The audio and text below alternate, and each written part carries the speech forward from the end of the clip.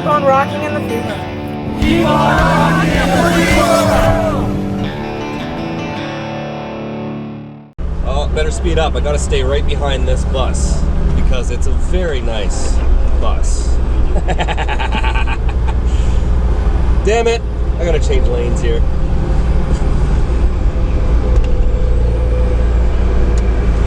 Alright, it is, well, it's December 10th.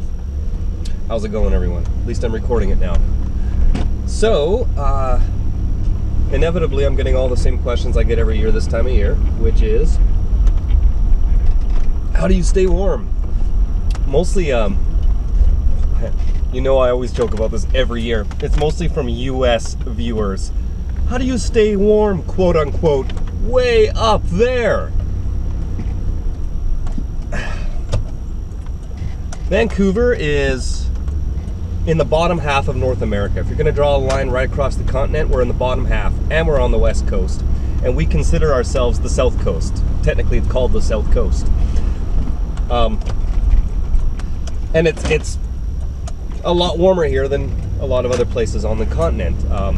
It's December 10th, for God's sakes. I'm outside my t-shirt today. Last night, it was hilarious. It was pouring rain, and I drove down here near the beach, and there's a guy standing outside his vehicle, I guess he was living in it, in nothing but shorts. He had no pants on, no shirt on. I don't know if he's changing or showering outside. I don't know, but it's like 11 o'clock at night in the rain on December 9th.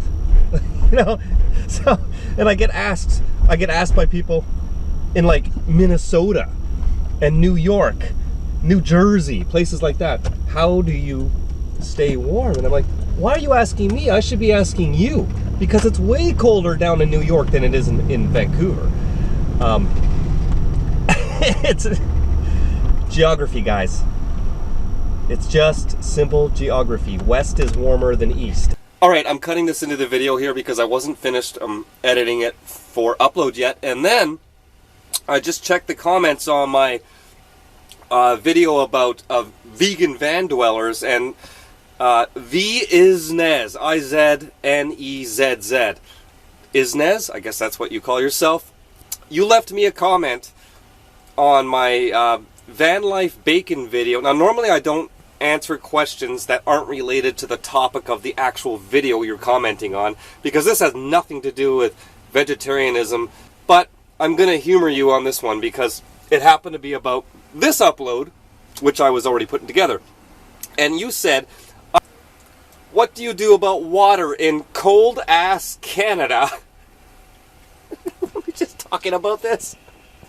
Number 3, have you done mods for insulating your van? Alright, this video's got that answer for it, because obviously you haven't seen my other videos. Now, first of all, cold-ass Canada. This is just what I'm talking about. This is only a USA thing.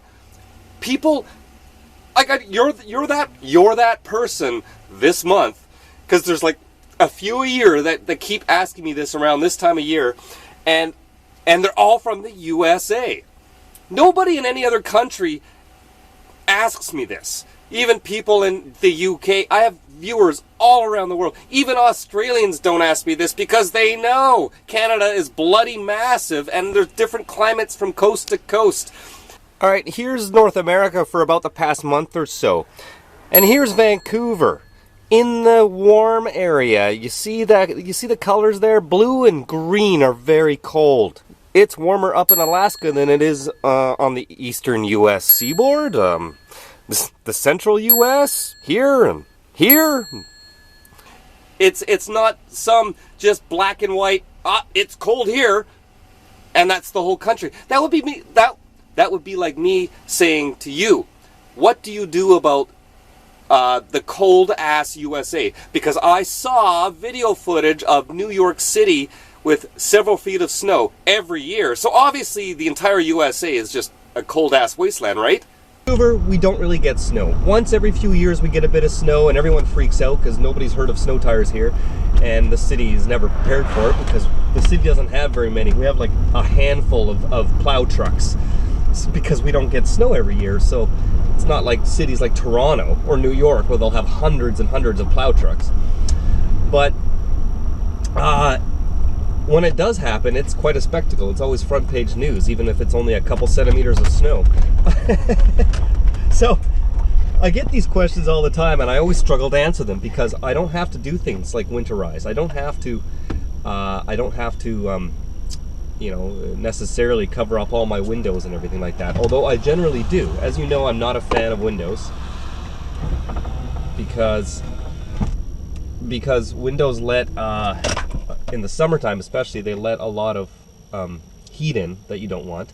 In the winter, they naturally let heat out. They're a source of condensation and a security risk because you're sleeping next to a piece of glass. Even if it's just a windstorm and a tree hits your glass, there goes your wall, right? So I've never liked windows. So as you've seen with this van, I've done a good job of covering up all the windows. The big windows now got a big cover over it. The two upper windows have sun visors over it, which is great for leaving them open in the rain as well. But I don't generally, you know, go cutting up Reflectix and sticking it all over my windows and stuff because it's just not that necessary here unless I'm spending a lot of time up on the ski hills or something. Because once you go a kilometer above sea level, of course it gets colder, and that's why there's snow on the ski hills 20 minutes away, but there's no snow down here because they're up high. A couple years ago when Vancouver had that freak snowstorm, the once-in-a-decade snowstorm, we called it Snowmageddon. Of course, everyone east of the Rockies was laughing at us because we can't handle one snowstorm here. We're a bunch of pansies here. Anyhow, during that, I remember I did cover up all my windows and things like that. I was also staying 3 days a week, 4 days a week with my girlfriend at the time. So I was in and out of the van, but whenever I was home, I'd have the wood stove going, of course. And, but I have little tricks, you know. If it's really cold like that, I'll open up all the cabinets, of course, especially down below. Make sure you got heat circulating through your cabinets, which keeps a lot of the plumbing from freezing on me. If you're in a colder climate, though, like east of the Rockies, you're gonna obviously not be wanting to winterize and not use your plumbing system because, well, you'll pretty much discover that once it goes. If it's only -1 or -2 degrees, it's not enough to really freeze anything in the van, especially if you're in it and there's any heat whatsoever. But I mean, that's just right on the freezing level, right? But if you're like -6 or -7 or even more than that, especially for more than a day or two, you know, without warming up during the day, you're gonna have stuff freezing in your van, so you're probably not gonna be using your water. You're gonna want to winterize, and you're gonna want to look at covering up your windows and all that sort of stuff. But instead of me sitting here and telling you that I don't know how to survive the cold living in a van in places like Minnesota, because that's a lot colder than here. That's incredibly cold in comparison. I can't answer those questions yet. Inevitably, I keep getting asked them. And so what I figured is, how about you tell me if you're living in one of these cold climates? Because there's a lot of people living in vans on the other side of the continent.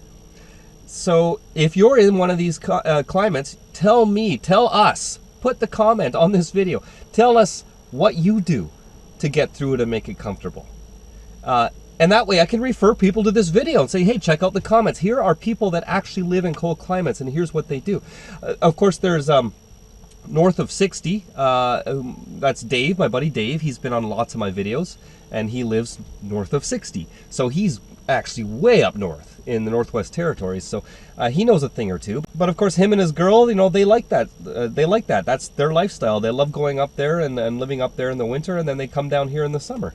And teach their own, right? So he knows a thing or two. Now though, there are lots of urban van dwellers though in big cities that are very cold in the winter and have snow every year, sometimes lots of snow. And I know they're out there because I see their photos on Instagram and Facebook groups. And I'm not talking about the people, the snow chasers, the people who specifically buy a camper van to live in it, to chase the snow and go from ski hill to ski hill to ski hill. I'm so jealous of them. That's my dream one day. I'm going to be a snow chaser. I've got all these local ski hills right here above the city, which is fantastic for when I get off work to go play. But to actually be able to get in my van and go to ski resorts all over North America as a lifestyle, that would be a dream come true. So I follow a lot of the snow chasers, the van dweller snow chasers on Instagram, and they move around wherever the snow is all year round, and they try to get all the best skiing and snowboarding in possible.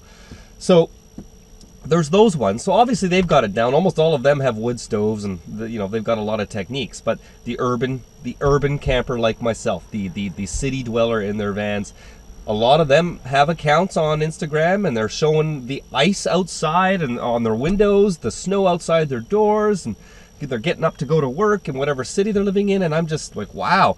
See, I want to know how they do it, but they're the ones asking me. So if you're one of those people and you live in a place that goes below freezing, like below 0 degrees,